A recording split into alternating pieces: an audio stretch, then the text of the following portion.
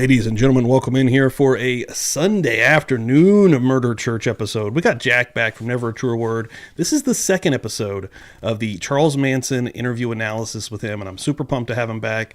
Thanks everyone for coming in. If you wouldn't mind hitting the like, that really helps us out here on the old YouTubes. Just made a post on X as well. If you could share that, I'd appreciate that also, guys. Let's rock and roll.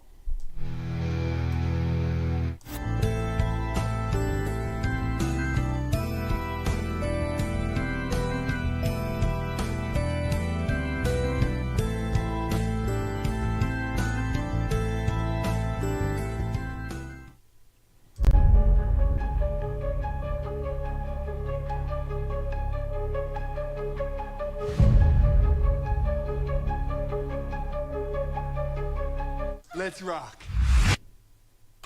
Here we are. We made it back again, guys. Thank y'all so much for coming in. See a lot of beautiful people, beautiful faces coming through the old chat. Thank y'all so much. Without further ado, I'm going to go ahead and get my special guest in here because we're on the second episode of this interview analysis, and we got Jack in the house. What's up, Jack? Hey, how are you? It's good here. It's a dark, cold day here in England. Oh, damn, it was a cold one also. Yeah, because I was talking last week about how I felt summer had arrived, but we've gone back to sort of end of winter. Dude, I saw Bob post earlier, and he was in, it looked like winter hell. I'm going to say winter hell, but a frozen, tundra. Holy shit. I saw that picture. Yeah, that was like unexpected. Dude, so we're in an area where we get hit pretty hard with that as well, but I'm not even, you know what? I'm not even going to say it. I'm going to jinx it. So let's just say, I'm happy right now, dude. Good. I'm excited about spring rocking and rolling. So good. Jack, so last week, and anybody that may be coming in on this a little bit late, I would recommend, honestly, watching the first one, or even if you do watch this, go back and make sure you get the first episode as well from this analysis from last week, because it's a very good starting point with the madness that kind of Charles Manson brings. And dude, and we were kind of talking about before this, like there's such a deep dive to be had here. Yeah, there is, especially it was from a time where there just wasn't the social media coverage that we have and analysis and commentary that we have now whenever there's a trial on. And this was a huge, huge trial. So I think there's a lot to get into with this story, not just the trial, but the entire story of the guy, because he likes talking, as we can see in this interview. He does. He likes to hear himself talk. The Manson-isms, I guess we could call them. After a while, you dig? You dig? So he's got to make sure you're following him. But yeah, man, Jack's already got a couple of spots picked out here in the video. We're going to start right up here. I think I've got 35:20 here, and we're going to start right in here, Jack. Again, okay. Thanks everyone for coming in. If you could just hit that old like, it'll help us out, guys. And then after this, because last time I got a little bit ahead of myself and we ran out of time. But Jack, even before we get started here, man, go ahead and plug your next deal. Yeah, so this will be 4 p.m. Eastern time, 8 o'clock. Immediately after this. Yeah, right after this. Come join my channel where we're going to look at Donna Adelson's recent court appearance. She told us how terrible life was for her in jail. Do we believe that? And then she spoke about that. Well, I won't give it away. She spoke about that trip to Vietnam she was planning on taking before she was arrested. Was it an innocent break? She just wanted to get away from it all? Or do her words say that she was doing a runner? She's getting the hell out of here. Yeah. Hell yeah, dude. Spoiler. Hell yeah. And that, again, will be immediately after this. And hell yeah, thanks everyone. Let's rock and roll here. Let's get back into the world of Charles Manson, being interviewed by Nicolas Schreck. The spirit of the thought there a lot. Yeah. What do you think about feminism and Feminism? matriarchy versus patriarchy? Oh, I'm a matriarch. I'm a beautiful woman. I'm a very beautiful woman. All my women know that. Didn't expect that. I'll take that. All my women know that. Do you have any good memories about the people who were your... Oh, all of them. Sure. They're all beautiful. Tex is beautiful. Tex got off his, Tex got up his Gibson. He was trying to walk around and say, chicka chip who, and he was there for a while. And we were learning new things. And we were experiencing our bodies and stuff. You dig? But then he decided that he wanted to go back into what his mother was doing. And I looked over at him and I said, well, if you can get anything new over in there, you dig what I'm saying? Go ahead and see what you can find out, but I'll tell you everything on this finger that's over there. Save you a long trip. But he wants to go back through Jesus Loves Me. You dig what I'm saying? He wants to go back and worship and play all the games that we played for 2,000 years. Stop there. And if that's what he wants to. So this is the Tex character that you mentioned last week that he goes on to talk about here, but how he gets to him is very interesting for me. Because the question at the very beginning, some of it's quite hard to understand, but it was, what do you think about feminism? And he does that thing that he does a lot. So, we've got all the madness going off, but I think he's much sharper than he is portraying himself. Again, last week I spoke about something that he talks about quite a lot is reality and illusion and so on. And I think he is an illusion, if you like. He knows he's an illusion. There's more going on that's same with him than with all that act. So when he's asked, what do you think about feminism? Again, very much like the race question that was asked last week, that's a subject that you have to navigate around a little bit. And he asks the question back, feminism, gives him thinking time to think of the answer that he wants to give that's going to, I don't know, get across the point he wants to get across, or give the best answer that he thinks is going to cause controversy, or however his mind works. But his mind is working on constructing an answer there, so he stalls a little bit and says feminism. And then the interviewer, he ruins it slightly, because instead of just saying, tell me about feminism, he says matriarchy versus patriarchy.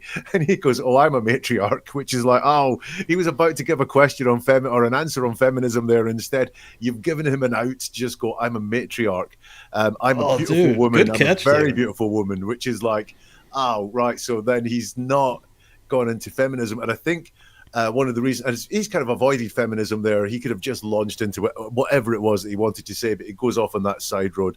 And then he says, all my women know that. All my women know that. Do you have any, then he's asked, do you have any good memories about the people who were there with you? He says, oh, all of them. They were all beautiful. He's just talking in very big general terms there. So I really think he is avoiding the whole subject of women. But interestingly, he says, all my women know that. So that suggests some ownership there. It's not all the women I know that or think that, or he talks in that ownership pronoun there of all my women know that. And then he segues into talking about Tex. That's what I was interested about. Yeah. So in all this, he's been asked the question about feminism. He talks about beautiful women, and then boom, into Tex. And Tex is out of nowheres. Yeah. So let's just think about what the thought process would be that would take you there, which is that instead of talking about women, he talks about a man. And when he talks about women, it's all my women know that. They're all beautiful. And when he narrows it down to a person, it's not a woman, it's a man he talks about, which is kind of interesting. And then going off what he says Tex got off on his, I don't know. Charles he basically just did a little dance when he said that. Yeah. But then he says, and he was there for a while, and we were learning new things, and we were experiencing our bodies and stuff. So to me, whether this is reality that happened or whether this is sort of fiction in his head, he's gone from talking about women to talking about experiencing a man's body. So that is the route that he's taken. I'm not putting any judgment here on sexual preferences or anything like that. What I'm just saying is that when he's asked about women, he actually talks about experiencing a man's body, which suggests to me that's something he finds at least more interesting than talking about women. Or maybe he finds the whole way of navigating relationships with the opposite sex much harder than navigating relationships with the same sex, but that's why he's gone down that road. I have a question real quick. Yeah, so in the point here with Tex Watson, and this is just me spitballing here, but do you think there could have been maybe some sort of, because there isn't a lot of men in the family, it's really Manson with a bunch of ladies, and then Tex comes in, and there's a few other that come. I think there was only like 4 at the height of it, which has lasted a year. But do you think there's any kind of possibility, even the way he kind of branched off from the women into Tex so weirdly here, that there was maybe an intimidation factor with him with the women? These are my women, but here's Tex, right? Yes, it could be, and it could be that his priority is going to talk about Tex. So Tex causes something in him, and it could be an intimidation thing. It could be that he sees that sort of announcing here that Tex has explored Charles Manson's body, or Charles Manson has explored Tex's body as something that will put Tex down. So it might not be true. It may be that maybe Tex was way more successful with these women than Charles was, and therefore he kind of wants to. Again, I picked up whenever I look at this that there's a lot of resentment inside Charles Manson about himself. He doesn't come across as someone who finds himself particularly adequate. He's not very self-assured. He's constantly looking for validation. One of the ways that we find validation is within the opposite sex, or the sex that we're attracted to, and it may be that Tex disrupted some of that there. Yeah. But what I did find interesting was when he went on to talk about it was that he said he was into doing that for a while, but then he went into what his mother was doing. And I looked over at him and I said, well, if you can get anything new over there, you dig what I'm saying, go ahead and see what you can find out. But I'll tell you everything on this finger. And again, he's got this concept of hands and fingers that he talks about a hell of a lot. That's over there, save you a long trip. But he wants to go back through Jesus Loves Me. You dig what I'm saying? He wants to go back and worship and play all the games we've played for 2,000 years. What I got from that was that Tex traditional. That Tex was, wanting to go down a traditional route. Jesus Loves Me, things we've been doing for 2,000 years. And Charles was a little bit more outlandish than that. So at this point, that's exactly what happened. Tex Watson found God in jail, so he became like a preacher. Right. So yeah, dude, you nailed that. And at this point in time, even Charles Manson, I think, would have known that. So yeah, he wants to go down a different route. Not because Manson never did change. Like, I think this Manson that we see in these interviews is probably what they got. Maybe a stronger dose of it, no pun intended with the LSD, but you know what I'm saying? Like, but I think that this is, because even in all the interviews, and I do think this one's a little bit more unique because of who the interviewer is and how the leeway he gives, and more, the Geraldo Rivera's and the Snyders and all these like really professional news individuals that would interview him, they would kind of antagonize him a little bit. They would try to get him riled up and try to make sure that they want to talk about the murders, where Manson a lot of times wants to talk about, he'll get around to it, right? Like, it usually intertwines itself in this interview, but he'll get there through music or what you know what I mean? It's a little different. Oh yeah, he reveals, and he's asked so many questions about himself, he lets the interviewer lets Manson talk, and he's actually very good at that. He's not trying to get the soundbite from him or try to get the gotcha question or anything like that. He just lets him talk. So from my point of view, when I look at the words that people use, one of the things I can look at is repeated concepts, things they talk about a lot, time and time again, which gives me some insight into someone's personality or priorities inside their head. I'm not a psychologist, so don't always know what those things mean, but I can say these are important things. So like when I talk about, he mentions role playing and illusions and reflections and mirrors a lot, and I get the absolute certainty that a big concept with Charles is that he's playing a character, that he is got an image to uphold, and that's why I think there is, I'm not saying he's entirely sane, but what I am saying is that he's not as crazy as he comes across. He wants to play this crazy character. Again, that's maybe that feeling of inadequacy that he has, and this character protects his inner self from being exposed. And dude, and how like a teenager or like a younger person, they'll kind of get in like this mindset of like, a phase or whatever. Let's just call it a phase, whether it's goth or whatever road they go down. And that's them, right? That's them. That's who they are until they grow a little bit or find something else or find themselves. Charles Manson, kind of coming out of a horrible childhood, never really found himself, right? So once he became this thing in the late 60s, that was him.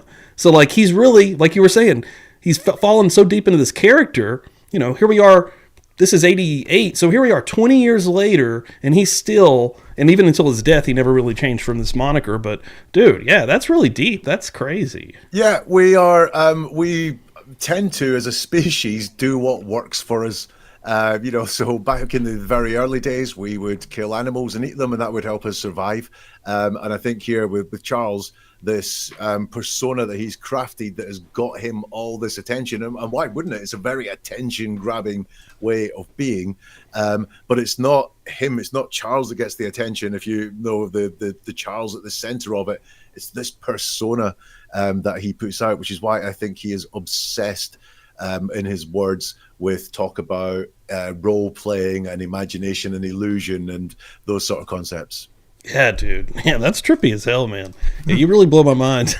So, do you want me to just keep playing from here for a minute? Yeah, or do you want me to jump? Keep going with this, yeah. Because my next timestamp you said is 41:41, so that's not too far we'll off. get there. Do, it's okay with me. I'm still right there saying, all right, man. If that's what you want to do, but you're only destroying yourselves, man. You see, now, every time I come down off of this,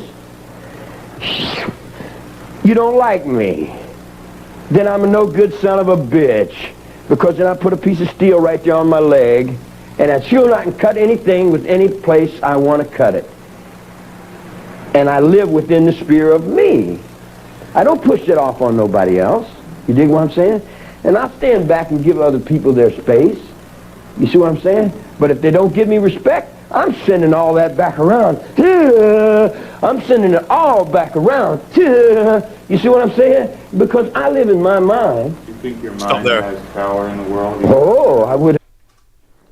I just wanted to pull attention because of what I've been talking about to the very last thing he said there. I live in my mind. So that is, again, that's concept of what's in there is very different to what you're seeing.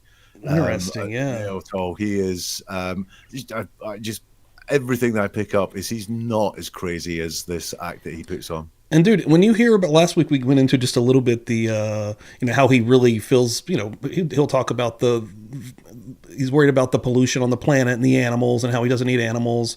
When you hear him say some of these things, a lot of that anybody can agree with, right? You're like, yeah, that's a pretty common basis. Yeah, I don't want to see anything hurt on this planet. If you're a vegetarian or not, but at the same time, you take that into context with what he has done and what he's willing to do. And even if you take the connection with the murders out of it, he's still a thief. He was still a pimp, right? He was still abusive to women. So he's a conundrum, really. As I guess they say a stopped clock is right twice a day. And as I go through, as I went through this, the parts where he talks about the humans destroying the planet, and about wildlife and flora and fauna and pollution, killing the planet and so on, no one would argue with that today. I don't know if he was ahead of his time in thinking that, or whether this was something that was well publicized at the time. But certainly that side of things is he's quite right and modern on. And I do wonder again if you go to what is at the heart of him, which is probably a very sensitive person, rejected a lot at an early age. In fact, I think, as we spoke about last week, he was rejected by the music industry, which I think is the biggest thing for him, is that his dreams of being a musician were thwarted. So he's had a lot of rejection there. At his heart, he's this rejected person, and I wonder if he identifies with these things that are dying out, that in a very large concept, if we are polluting the planet, we are rejecting the things that die as a result of pollution and so on. And I wonder if he makes some connection between himself there and endangered species. I don't know if you've ever looked much into the Unabomber, Ted Kaczynski. Another one of these guys who, at the core of what he did, is absolutely horrendous, and no one could justify it, and he's a mass murderer. But dude, when you really look into his manifesto and like the things that he believed in, it kind of aligned to not one-on-one with Charles Manson, but he really did talk a lot about what we see today with how technology's kind of running the show. And he really thought, and this was, through the 80s into the mid-90s, how, industrialization is really ruining everything, and they're taking all the trees, and we need the trees for, he was really kind of an environmentalist at the end of the day also, and he went the extreme route of these of sending out these bombs to people, who he thought were the puppeteers of the future of what was going to be ruining us. And dude, at the end of the day, when I really read some of this stuff, I can go, yeah, you have a lot of good points, but also at the very end of the day, You did some horrible things. You had some nice thoughts, but you kind of ruined it with your violence. Yeah, I mean, come on. You chose a really crazy route. But his stuff is also, dude, it's a rabbit hole of interest as well. Yeah. Imagine, yes. Even though you're here. Yes. Yeah, the last wave of these guys, that sent me to Vacaville are all gone now. Dr. Morgan blew his brains out. You think you have effect on what happens to the world? Oh, yeah, definitely. I'm on the highway. Sure, I'm out there on the highway. I'm out there on the highway with a big dragon in young world. I'm out there in Hawaii. I'm out there in all kinds of different things. You might say I'm kind of like Satan. I'm in so many different places at once. Whew. Yeah, it would be like Satan. It would be very sharp for one person to do all the things that I'm going to have to do to survive. In you, and in you, and in you, and in you too. See, the judgments He's really good at being creepy also. Like he's always kind of thinking about, this camera that's in front of me, who's going to be watching this and who can I kind of get to, right? Like, yeah, completely. He's aware of the audience, very aware of the audience. Again, an act, actors are aware of the audience. Dude. Oh, I got you, Fee. How would I judge anything? It's inside of me. How would I see anything? I'm seeing it from what's inside of me. The man in the mirror. I go beyond the man in the mirror because I set the mirrors on the ends of your roads, Jake. But I set them with these little nooses. When your children come in to me, There you go. I hang them on the ventilators. By the way, can I just say about the sound, if you're like young, this is what TV used to sound like back in the day. Yeah, in the chat they were, so a lot of times I will have like a little bit of a fidgety thing with my sound, and that's why I have the fajitas emoji, and I can fix it, but also on this, I had to do work on this even to get it ready for us, so it's not the best. So I'm hoping it's okay. But but also it could be a little extra shitty as well. But yeah, dude, back in the day. Yeah, but now I can record an I could record an episode of one of my podcasts on a phone, and it would be absolutely brilliant. But when we had several $1,000s worth of camera equipment, and it would sound like that when you recorded something. Anyway, he goes, just there we are again. I'm judging it from what's inside of me. However I see everything, I'm seeing it from what's inside of me. So he's being explicit there in his words that he's very focused on what's inside of him. But then he says, the man in the mirror, I go beyond the man in the mirror. And the mirror is just a reflection. What you see in the mirror is not reality. It's the mirror image that's there. So he is obsessed with this reality and this illusion that looks like reality, but really isn't reality. Man, yeah. According to what I need to be and what I have to get done, to weave my patterns, to do whatever I have to do, to survive. In the places where the pictures, where we live. Why'd you go to Death Valley? What'd you find there with this? You felt at home. I started all over. We started a rebirth movement. We started the rebirth movement that Carter stole. See, you guys outside don't realize everything we do in here, they'll play off and tell you that that's them. If I dig a foundation for a house, somebody else will stand on it and say, yes, this is my foundation here, and I've, in other words, in the United States, when you're running the United States, you ain't running in nothing but con, nothing but bullshit, and nothing but devil. You're running in nothing but demon. The United States of America is the demon of the world. He's the Satan of the world. Where would you go if you could get out of here? Right wherever I am. Because I don't really move. If I'm here, I'm here. If I move over here, I'm still here. If I move over there, I'm still there. And in other words, wherever I go, I'm still there. I call it Pice. Pice, I'm from Pice. I'm a lichen. We're lichens. You want to explain the lichen? Well, I like you, you look all right to me, man. You dig what I'm saying? So I accept you as a liken. So when I accept you as a liken, you're like kin to me. Because I never had a family, see? So you're like my kin. You're like kin to me. You know, and I accept you completely and totally into that. All the way through your mother's relationships and your father's relationships. All the little relationships that you guys have, I didn't have that because I was over here in reform school, boys school. I had the relationship of the guys over here in boys school, over on the basketball court. The basketball court is my kingdom. Always has been. Stop there. Because I... You said, you know, you really like this interview, and I think one of the things the guy does exceedingly well is just let him talk. He's not in a rush, so he lets them talk. And the more that someone talks, the more that relaxed they will become, and the more that you will find things leaking out. And I think what he's gone there is from just doing one of those really stupid things about where would you go, and he's like, here, there, anywhere. What, kind of like, you know, what would you say if you were mad? You just, you know, say two completely different things and say they are the same thing. But then he keeps talking and he keeps talking. And what subject does he hit on? His relationship or lack of it with his mother and father, and talking about how this guy can be all the things he didn't have. He can be the family that Charles didn't have, all the way through your mother's relationships and your father's relationships, all the little relationships that you guys have, I didn't have. So when he's just run out of madness, he starts hitting on things that are coming out of his head. They've got to come from somewhere. Yeah. They've got to be the priorities that come out there. You know, I have a great relationship with my mum and dad.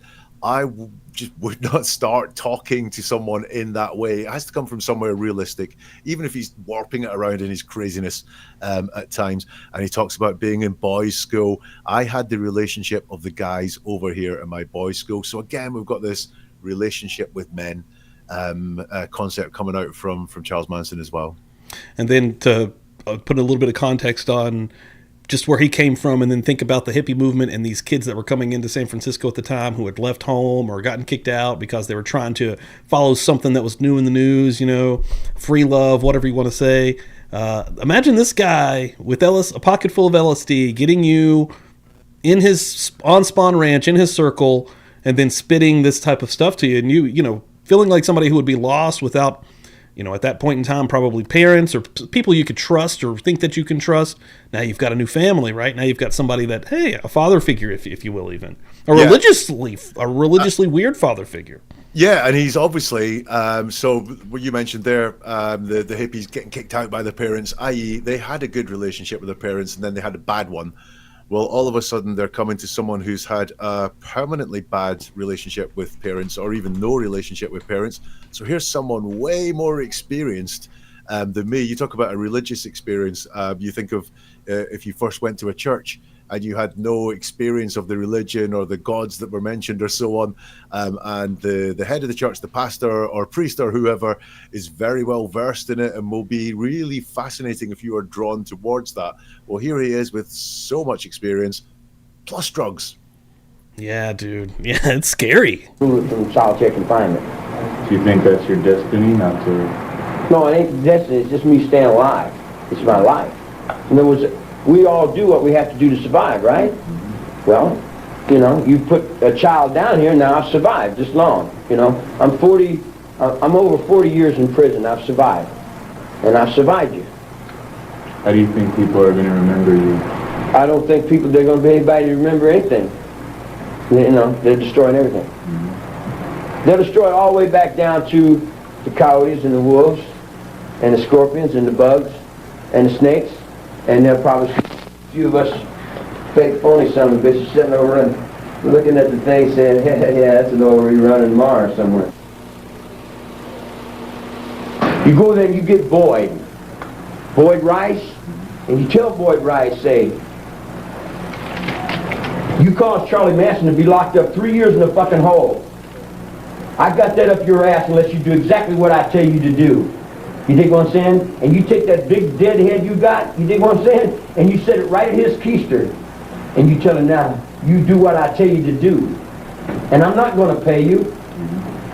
You dig what I'm saying? In other words, you don't need money.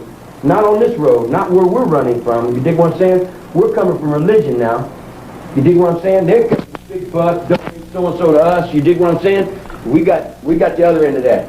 We got the other end of that. We got that sharp end of that. You dig what I'm saying? In other words, it's nice to be nice, but let's face it, good don't have no power over evil. Nice guys finish last. I'm last, ain't I? And look at this nice guy. Look how evil he is, man. Dig? His nose goes like this. His ears go like that. His gut hangs underneath his thing, dig? And he don't do anything but what the money tells him. If I paid him 3 times as much, he'd walk backwards. Stop there. I don't know if anyone followed that. But he was asked, the question was, how do you think people are going to remember you? Oh, yeah, okay. Yeah, that's how it started. Yeah. He does start by answering the question, and he says, I don't think people there ain't going to remember anything. They're destroying everything. They'll destroy all the way back down to the coyotes and the wolves and the scorpions and the bugs and the snakes. So what he starts by saying is, again, I think quite prescient. For all we're sitting here discussing him on a Sunday many years later, he's a small part of history. He's a small thing. He says, I don't think people are going to remember. Now, not because I'm not amazing, but because they're going to forget everything because they're going to destroy the world. But, again, I don't think there was any massive illusion in his head there that he was going to go down in history for being a fantastic thinker or anything like that. But he then starts to just divert away into talking about something else because potentially he really did want to be remembered as being something amazing. He thought he had all the talent or smarts or something like that. So then he just goes into talking about being locked up, focuses on money quite a lot there, saying you don't need money, not in this road, not where we're running from. All very strange to come to the answer from the question, how are you going to be remembered? And then he says, and what he's trying to do, and he's done this quite a bit, is kind of say evil's more powerful than good, that evil will trump good. And he says, it's nice to be nice, but let's face it, God don't have no power over evil. So what he's trying to say there is that, and he said this a few times, evil is more important or will win any battles through niceness there. And it's put to him by the interviewer, nice guys finish last. And Charles Manson says, I'm last, ain't I? Again, that's another sign of this real lack of self-belief, self-esteem that he has, because he doesn't come fighting back by going, no, I'm evil. I'm better than nice. I am great, me. He goes, yeah, I'm last, ain't I? So I really do think at his heart he sees himself as a loser. Whoa, interesting. You see what I'm saying? In other words, it's just money, man. Who do you think's responsible for getting you in here? Do you think you made any mistakes? No. I can't see no mistakes. I think the infinite wisdom of all things is perfect. Even these guys, even though I don't agree with them, you dig? And I conflict with them, and I argue with them, and I struggle for the same thing they struggle for, perfection. I'm reaching for perfection, just like we all reach for perfection. But my perfection is in the air, the water, the trees, and the wildlife, and it goes beyond my physical. You see what I'm saying? In other words, they can't understand. I've already gave this physical up, man. The physical's hanging down there on the courtroom. If you want to interview me, why don't you go talk to the DA? Maybe he can make up some more lies for you, some more stories for you. Because what the fuck are you going to understand anyway? What do you think you can tell people that...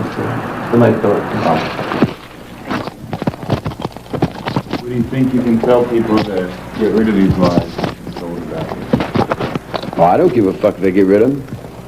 They can live in lies all forever, as far as I'm concerned. Because that's where it boils down to. If you're lying and you die, you got to live in that forever. I mean, they preach it, but they don't believe it. I believe it. I don't preach it, but I know it. It's a reality. It's a reality. Jesus Christ is a reality. Stop there. And so is... I don't need to labor the point that he's talking about reality again and preaching things and not believing them and so on. The bit that really got me interested there was the question is put to him, do you think you made any mistakes? And he says, no, I can't see no mistakes. I.e., not there are no mistakes, just I cannot see them. So again, very sensitive there, but I'm pretty damn sure he thinks he's screwed up a hell of a lot. Yeah. I almost broke in there too, and I just didn't let it go. But yeah, how do you not see, how do you not see mistakes if you're in prison for the rest of your life? I mean, yes, yeah, come on. Exactly that. It's an indication you've done something wrong. Like, even if you go the route of Tex Watson's the mastermind here, and he was just a part of the hippie cult. He wasn't really the main guy. At the end of the day, that guy also has to realize I shouldn't have probably been going down this road. Look at where it's where I've ended up here. So he's not being honest with himself there.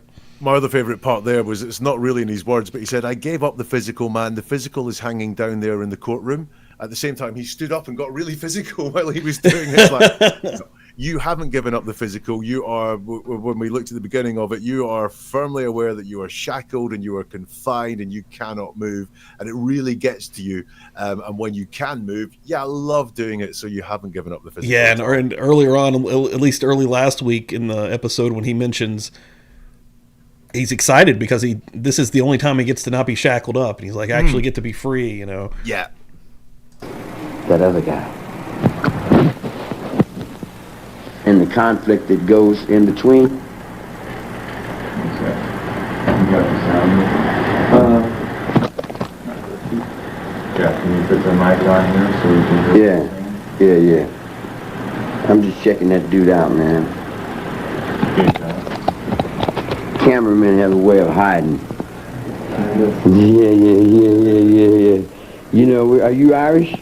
Irish English, yeah. Yeah, that's what I figured. Ready complexion, huh? No, what always happens every time I get out of jail, I have a kid.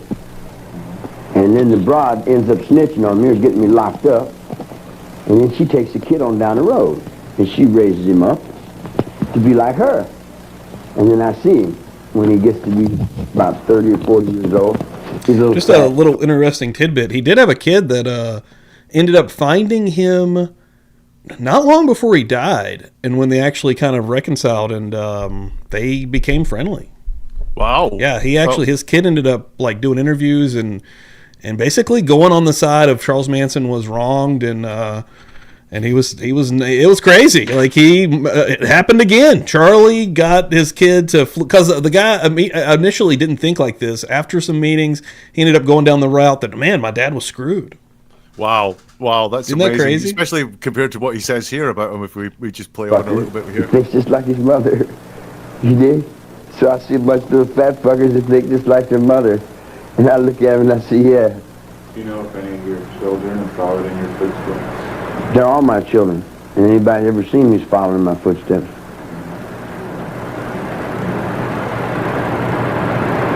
How else could they do anything else?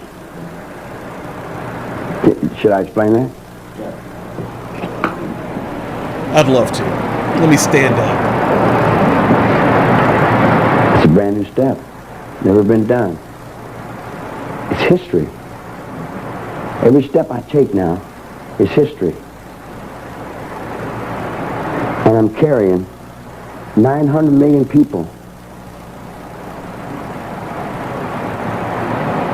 in my mind. You see the Pope? He's a cigarette butt on the floor.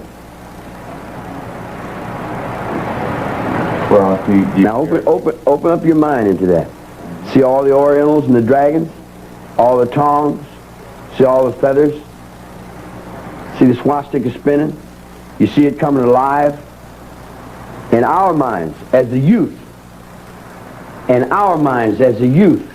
You see that spirit coming back? You see it coming back? You dig what I'm saying? In other words, it's coming back in the spirit of the youth. It's coming back from the battlefields. It's coming back. Peace on earth. Peace on earth. And the peace on earth goes beyond that line. And I put that line on a blind man's pole. Then I run that down with some other soul. And then I cut that on back with another track and come back and say, choo, choo, I know my mind. And I trust the very same person that you do. And the very same person that you do. Talking to the camera again, too. I've got so much to say on that. First of all, it starts with, again, him being very derogatory about women. He says, every time I get out of jail, I have a kid, and the broad ends up snitching on me or getting me locked up. And then she takes the kid down the road. She raises him up to be like her. And then I see him when he gets to be about 30 or 40 years old, and he's a little fat fucker. He thinks just like his mother. So he did. So I see a bunch of little fat fuckers. They think just like their mother. And I look at them, and yeah, they're all my children. And it's really derogatory about women. So he's got a big, massive misogyny issue going on. And then he goes into, because he said, they're all my children. How could they be anything else? And there's this silence because the interviewer is just going, keep talking. This is amazing. Keep talking. And he goes, should I explain that? Because he hasn't been asked to explain that. Which is just shows, again, he wants to explain it. Like but he needs permission to do it. And then I won't go on for it word by word, but that to me there was him showing how he becomes a cult leader. Because he stands up and he performs his words as well as just the words that he uses. But what was really interesting to me there was it starts with some profound thoughts that make you think. I think he's absolutely Looney Tunes, but it's a brand new step. And he's talking about the step that he's taken, like on the floor there. He can say some profound shit in there. Yeah. It's crazy. Never been done. It's history. Now that's profound. It is deep if you let it get deep there. Every step I take now, it's history, and I'm carrying 900 million people in my mind. You see the Pope, he's a cigarette butt on the floor. Now open up your mind to that, right? And that is like, I'm going, can I get that? I can also laugh at you and go, it's just a step, and we all do them all the time. So it's nothing special, but he's acting it out. And he's using these could be hypnotic commands. Open up your mind into that. So he's got this performance and this pace and his words going on. And then it just starts to become a little bit rubbish, like he can't finish it off. Like he has this charismatic vibe and he knows how to convey a message to people. But then it's in words, it's coming back. It's the spirit of the youth. It's coming back from battlefields. It's coming back. Peace on earth, peace on earth, peace on earth goes beyond that line. And you put that line on a blind man's pole, and it's like, oh, you've lost me. Yeah, you really lost me. You started out with some interesting concepts and some interesting ways of performing it all, but then he runs out of steam, and he has no end point. Yeah, he doesn't know where he's going to begin with. Yeah. So he's charismatic, I think. All right, there's a bit of the sort of just bizarre going on there, but some of the stuff and the repetition that's there as well, because it's a brand new step. It's history. Every step I take now is history. So there's the repetition of history, which just makes that message sink in more and more and more. And it's quite hypnotic in the pacing and the language structures that he's using. In hypnotism inductions, you will say things like, open up your mind, open up your mind. Might not be quite as direct as that, but those are the things that you will be saying. So, and again, hypnotism is just about getting people to relax and listen to the words that you're saying, and really that is what's happening there. But he can't finish it off. He just starts off with something quite deep and profound and just ends up with nonsense about blind man's poles. Interesting. Person left to trust me, because you all lied to me. You all misused me. You all played your little games up on me. You dig what I'm saying? And I let you lay your little old track upon me. And I let you do your little old thing. You dig what I'm saying? Then this guy wants to fuck in my pussy. I said, yeah, all right. You want to fuck in my pussy? Lay it right over there by the graveyard so you won't have too far to fall. You see? In other words, like, everybody that thought that they're playing me, I think they'll end up finding out that they got played by themselves. Because we each get the guy in the mirror. Could you look in the camera and tell people they're going to see this? Tell them who you really are. Tell them who I really am. It's going to give you the moment. This hand here, with no doubt. Yeah. Yeah, I like that, man. He's just playing with his hands. Yeah. That shoulder there. Yeah, you look like a healthy young man. I like you. Talk to the people if they're going to see you in there. Well, I can't talk to the people. They're gonna hear you. Well. So the big bit I got there, he is asked, can you look in the camera and tell people they're going to see this, tell them who you really are. And he doesn't tell us at all who he really is. He does not engage with that at all. He repeats the question again, a very usual concept for Charles Manson. Tell them who I really am, which is giving him thinking time. I'll tell you what he does do, though, which is in this hand here. Again, he's gone to hands as personalities. I do not know what that means, but often when he's asked about personalities, he talks about hands and arms, and he goes up to the shoulder there. But this is not really in the words, which is my speciality, but that looked like one of those evangelical churches where someone is touched and healed and so on, the way he was touching the hand and the hand of the shoulder. So again, in this bit towards the end, I can really see how this guy ran a cult of personality. Damn, that's super interesting. Yeah, he loves to touch old Nicolas Schreck here. And Beats and Tapes ask in the chat here, who must be familiar with Nicolas Schreck, does he still have 2 ears here? I don't remember what year he lost his ear, but yeah, Nicolas Schreck currently doesn't have but 1 ear. Oh, wow. Somebody cut his ear off. He says it happened in, let's see, this is 80, I think this is 88. So I think he would have already lost the ear because I think his story is in the early 80s. He used to be in a band, what was the name of the band? It was like Werewolf Radio or something. And they were out in Los Angeles putting flyers around that had some kind of like Nazi propaganda on it, some bullshit like that, and somebody seen it and followed him back to his car, and he says before he could get away and get back into the car, they cut his ear off, and he currently doesn't have an ear. He only has 1 ear. That's your reality. You're the one that does. I think I told that correctly. Nicolas Schreck, leave a comment in the below if I fucked that up. You've been through a lot, ain't you? Yeah. Yeah, that's good. That's why we can probably meet as easy as we do. I might have been real comfortable. It might have been early man. 90s. Yeah. So what do you have to say that you've never been able to say in this situation before? I'm going to survive. If you do or not, that's up to you. You dig? But the only thing that keeps me from surviving is the people that don't want to survive. So here's what I would say to all the people that have the death wish. Why don't you go ahead and find your own way out? Why come to me with all this dying and all this fear and all this bullshit? I'm not into dying and fear. I'm into music. I play music.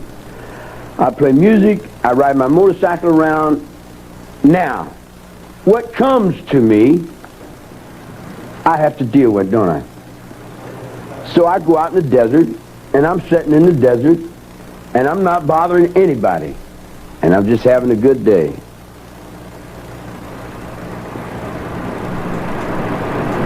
And what happened to that good day? Somebody comes up and wants to know something. I said, what do you want to know something for? Can't you just have a good day? Well, I work in the chemical company, and my aunt said, my cousin, I said, oh, man. But I thought if I had my payday, blah, and fuck, it's a room full of confusion. You know, in other words, if it makes sense to the people that are doing it, you know, okay, but it don't make no sense to me. It don't make no sense to me, and I'm just a child left out of that. Do you want to be part of it anyway? Over here, huh? You don't want to be part of it anyway? Part of what? What you say you're left out? Yeah, in other words, like, I have to say that to say a thought, you dig? Actually, I wouldn't be here had it not been for those people you call family. They're the ones that put me here. They're the ones that butchered up a bunch of people and said, here, we want you to see this guy. I didn't want to be seen. You know, I was trying to get out in the desert. They said, well, this is our star. You dig what I'm saying? I would have went ahead and let you believe in Elvis Presley. I found this bit really, really interesting because there is a lot of nonsense and rubbish in there. This is what, about 50 minutes into this interview now. I think he's running out of steam in terms of like his energy for. He even looks tired. He's chilling a little bit more now. Yeah. He's been very active. But he gives this real rambling speech, and again, I think the more you let someone talk, the more things will leak out of them. And he says, I'm just a child left out. And he's returned again when he's just allowed to ramble to being a child. And then he talks about family because just after the back of that, I'm a child left out. Do you want to be part of anything? And he says, part of what? And he said, you felt you left out. And he says, I have to say a thought, though, you dig? I wouldn't be here had it not been for those people you call family. And then he says, they're the ones that put me here. They're the ones that butchered a bunch of people and said, here, we want you to see this guy. So what he is directly doing there in his words, he talks about being a child and being left out, i.e. he had no family. And then we go on to the other family that he's notorious for having. And he makes a direct correlation in his language between having no family as a child and that family that he had, in his words here, are framing him for his part in all these murders that went down. Wow, yeah. Butchered up a lot of people, and now he's the face of it. Yeah, this is our star, is how he's. So that is the words that he's attributing to them. This is our star. Again, we've got this. I said I really get this sensitivity around this music career, and I think he quite likes being referred to as a star in that capacity. So yeah, just very, in his own words there, just drawing that direct line from his lack of family through to the family that I was going to say framed him. In his words, framed him. What happened there is obviously a bit more nuanced than that. Yeah. Okay, we'll play here just a little bit longer. We haven't got much longer left. At 4 p.m. in 8 minutes. Jack has a video, and I've also got a link here. I'm going to go ahead and put this in the chat, so you can jump right over there as soon as this is over. I'll let this go for just another moment here. Presley. You could have had Elvis Presley for your little dreams. You dig what I'm saying? But Elvis Presley was only the shadow that was playing up over somebody that was dying in a hole down in Brushy Mountain, Tennessee. Or someone that was over in the solitary confinement in you see what I'm saying? In other words, the real Humphrey Bogart and the real James Cagney are actors. I mean, the ones you know. The real ones, they died in here. You know, in other words, we died so that you guys can play actors. In other words, we got to be the bad guys so you guys can be the good guys, you dig? But in reality, we know that you guys are worse than we are. You dig what I'm saying? Which is acceptable because we're outlaws, and that's what keeps us out. And as far out as you can get, and when you're drinking your children's blood, I see you. You can't fake on me. You dig? Because I was your children. You can't fake on me. I was your children of the 40s. Eleanor Roosevelt can't fake on me. You refer to World War II a lot. Yeah, that's what raised me. I'm a child of my time. You know, you're a child of your time. I'm lost in the Second World War. You're talking the Second World War. You're how old are you now? Yeah, you're the Vietnam War. All your brothers running Vietnam War. Well, your brothers are like my little kids. I was brotherhood to the Korean War, and my father was the Second World War. I was even born into the universe. In the perfection of that, I was born 11/11/34. Veterans Day, and my granddaddy was the conductor on the B&O Railroad out of Kentucky, out of the Blue Moon of Kentucky. That's off the First World War. What do you think about war? Yeah, I'm pretty sure he was born in Kentucky. This is, again, it's just a perfect example of let someone talk, and eventually they will settle on the things that are important to them, the things that are in their mind. And he goes and just brings up where he was raised, his father, his grandfather, his family history, and so on.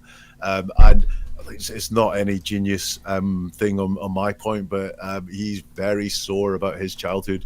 It's very unresolved inside him. I'm not saying for a second that excuses any of his behavior, but it just really shows what is going on inside his head. It does paint a picture. I mean, it's sad. It's not an excuse, but it sucks. He's this scarred little boy from the very early days, and he's never found a way of really releasing that trauma, I think.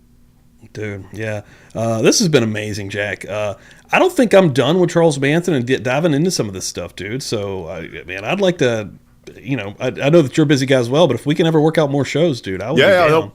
It's really fascinating because for me, it's been a very different type of analysis because he spits out so many words that are distractions and not real. Just actually having to look at what he says to dig into the nub of what he says, and you'll see that normally, like if you watch the Donna Adelson video, nice plug that's coming up soon. Yes, I'll be focusing on word choices, one word in the middle of a sentence that indicates something about her. Whereas with him, because it's also out there, it's been fascinating having to work really hard to look at the concepts that he talks about, and also how he will talk a whole load of nonsense, and then at the end he will come to what is really going on inside his head. Dude, yeah, no, this has been amazing and super fucking eye-opening because, I mean, yeah, somebody who's kind of, like I was saying before, since high school, been deep into this and reading the books and, watching movies. And, dude, yeah, you've put a lot of new stamps on top of already insane conundrum that is Charles Manson and just the murders and the family and the side characters. But yeah, dude,